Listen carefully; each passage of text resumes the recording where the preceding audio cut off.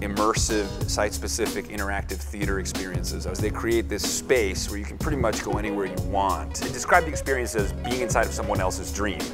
And so it is this liminal space between dreams and reality, kind of like when you're watching a movie, kind of like when you're watching a piece of theater, time, space, they kind of collapse. You can crisscross, and cross-cut to anywhere, experiencing anything, and you believe it. You all got cards now? So if you just roll them up and smoke them, this conversation is going to get a lot better.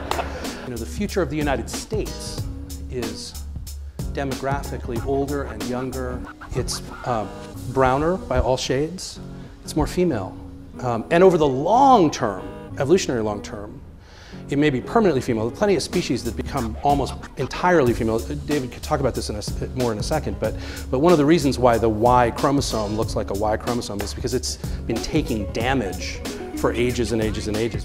I think of dogs as the best example of us playing God. We kind of created them to be our best selves, right? They're loving, they're sweet, they're kind. We did an experiment in which you come into the lab, you get a blood draw, you play with a dog or cat for 15 minutes, get another blood draw, and then we have you do some exchange the money tasks with humans.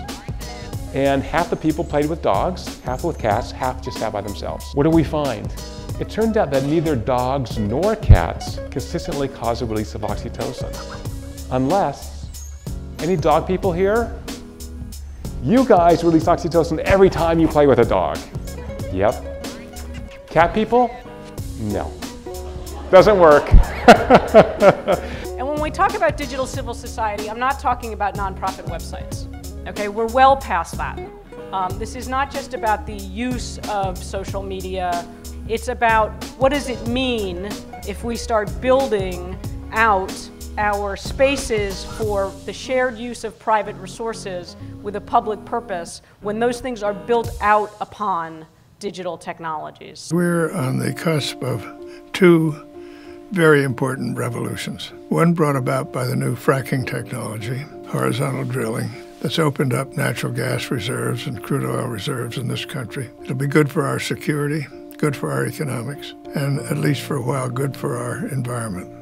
But then we need to do more, and that's the revolution emanating from the research and development that's going on. There's a very significant number of first-class scientists and engineers working on alternative forms of energy, on saving energy in many aspects of the subject. So we keep these two revolutions going, and we're going to be much better off.